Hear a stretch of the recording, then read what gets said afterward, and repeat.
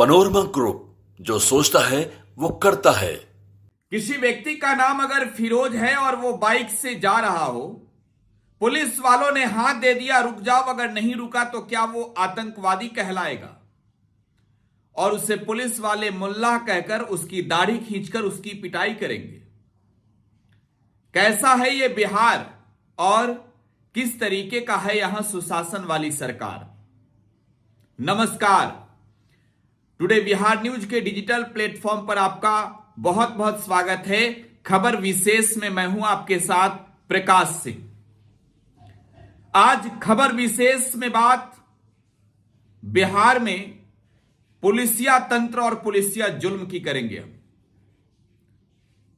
तेजस्वी यादव मधुबनी के दौरे पर थे और यह दौरा सियासी लिहाज से एक अहम दौरा तो था ही, लेकिन इंसानियत के लिहाज से भी एक तौर पर आप कह सकते हैं कि तेजस्वी यादव के बड़े दिल होने का प्रमाण दिखाने वाला यह दौरा था। दरअसल मधुबनी के बेनीपट्टी थाने की पुलिस पर जिस तरीके के आरोप लगे हैं, यह आरोप कोई मामूली सी आरोप नहीं है। यह कोई बोलचाल के भाषा वाला आरोप नहीं है।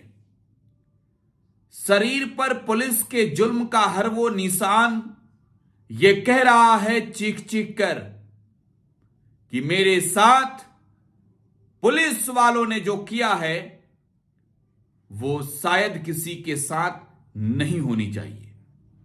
और कहने वाले इस व्यक्ति का नाम है मोहम्मद फिरोज, मौलाना है मोहम्मद फिरोज।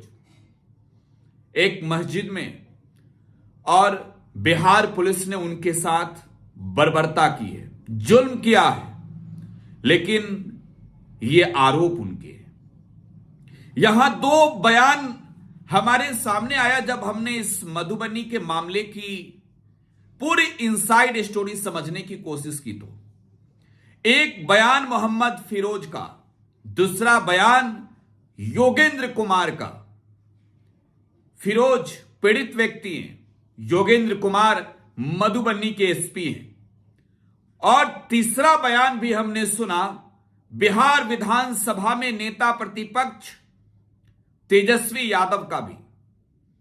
अब इन तीनों पर गौर करके समझिए कि आखिरकार किस तरीके से एक मुसलमान होना गुनाह हो गया मोहम्मद फिरोज के लिए। देखिए, मोहम्मद फिरोज का कहना है कि वो बाइक से जा रहे थे। रास्ते में एक जगह है मोहम्मदपुर, और वहां पर जो है वो मधुबनी की पुलिस वाहन की जांच कर रही थी। पुलिस ने उसे रोका। फिरोज का यह कहना है कि पुलिस के रोकने के बाद वो थोड़ी सी दूर जाकर रुका। पीछे से पुलिस वाले आए और उसकी पिटाई वहीं शुरू कर दी गई। आतंकवादी भी कहा गया। फिरोज का यह भी कहना है कि थाने के लॉकअप में भी बंद करके उसकी पिटाई की गई। पीटने वालों में तो डीएसपी का भी नाम है, थानेदार का भी नाम है, सिपाही का भी नाम है।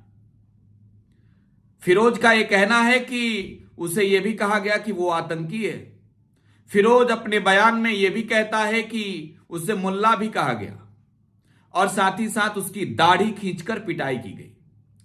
फिरोज ये कहने में फपक फपक कर रो देता है कि उसके शरीर पर जितने पुलिस के डंडे के निशान हैं, ऐसे जगहों पर है कि वो दिखा भी नहीं सकता। वो पीड़ा वो सहन कर रहा है जिस पीड़ा की उम्मीद शासन प्रशासन में बैठे जनता के रखवाले से तो कभी नहीं थी।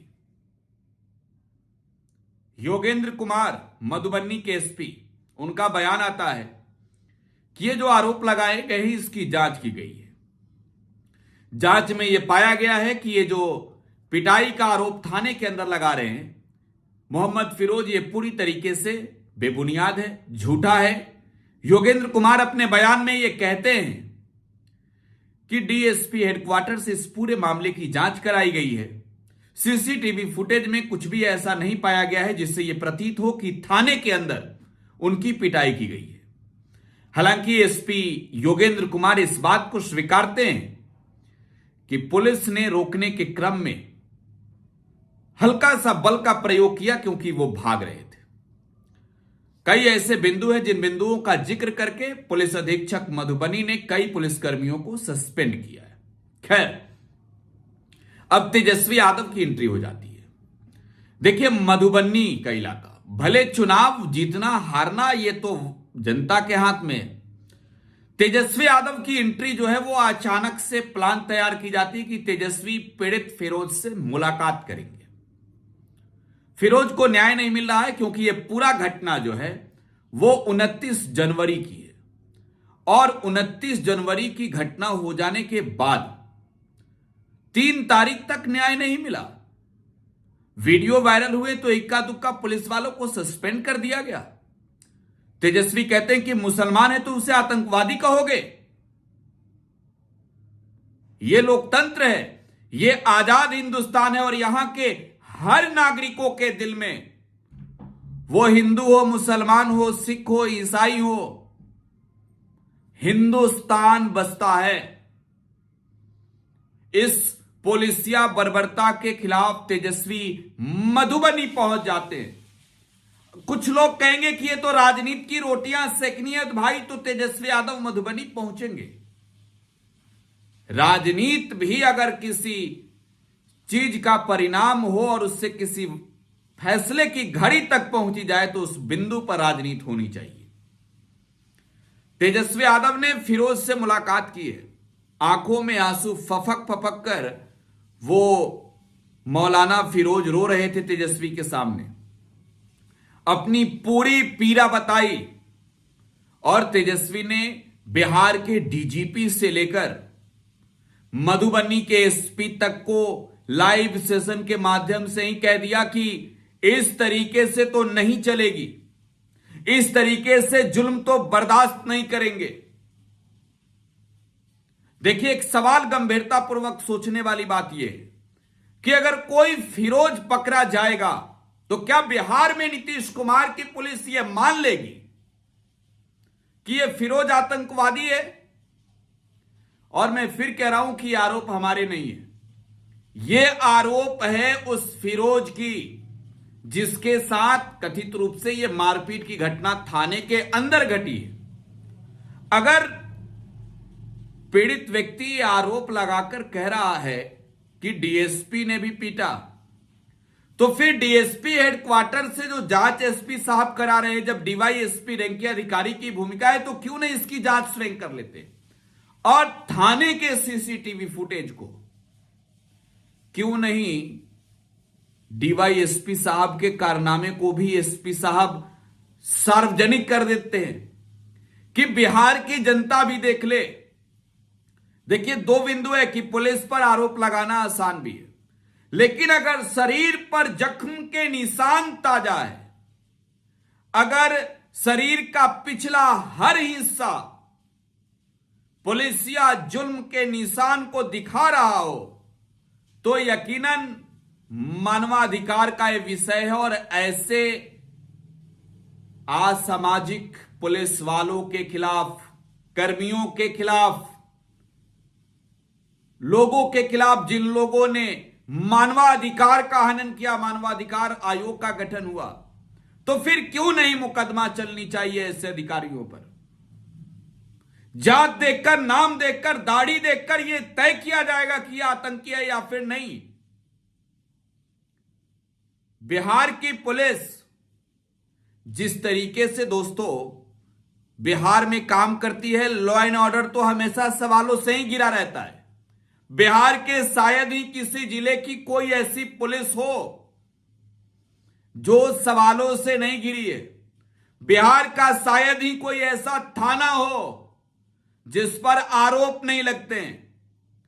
बावजूद नीतीश बाबू के सुशासन वाली सरकार में फिरोज पर जो डंडे का प्रहार हुआ, मधुबनी के एसपी साहब का बयान जो है वो कई मायनों में सवालों से घिरा है।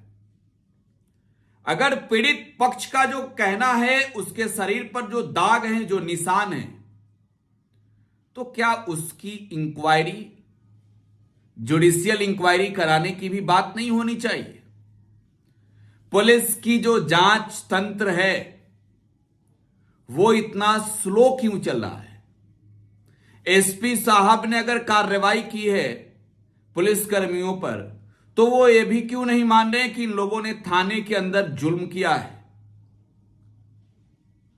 एसपी साहब, क्या ये मधुबनी की पुलिस को अधिकार है कि वो किसी व्यक्ति की पिटाई सरेआम कर दे, खुलेआम कर दे, और शासन प्रशासन में बैठे लोग क्या इस तरीके के जुल्म को और प्रमोशन देंगे?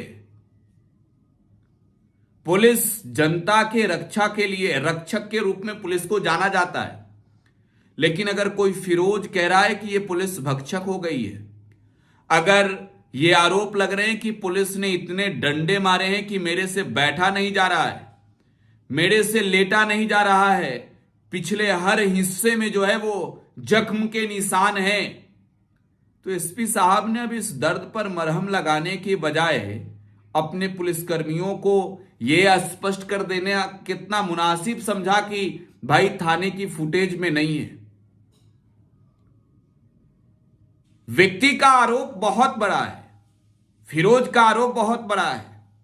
अगर इस आरोप में दम है तो यकीन मानिए बिहार में नीतीश कुमार का सुशासन वास्तव में खत्म है।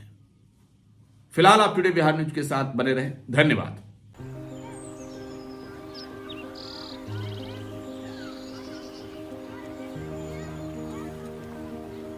एक बात बतावा, तू हमेशा बड़े बाजार से होकर घर काहे जात बार? पगडंडी से जल्दी पहुंच जाई। अब का करी, मन बहलावे खातिर जाइला, सामान खरीदे हैसियत ना बा, उ देख के मन के समझा लेतानी। बात ता सही कहता। कभी कभी सोचे तानी पैसा रही ता राहुल खातिर टिफिन, ओकरा पापा खातिर जूता और गुड़िया खातिर रंग सब ले लेही। अब फिक्र मत कर। सुनल माई बहन मान योजना के बारे में का हो? तेजस्वी जी वादा कइले बारन कि अब की बार नई सरकार बनते ही हमके हर महीने 2500 रुपए मिली। अब दिन बदल जाई। अरे वाह, मतलब सच में दिन बदल जाई। माई बहन योजना, महिलाओं की समृद्धि, बिहार की प्रगति।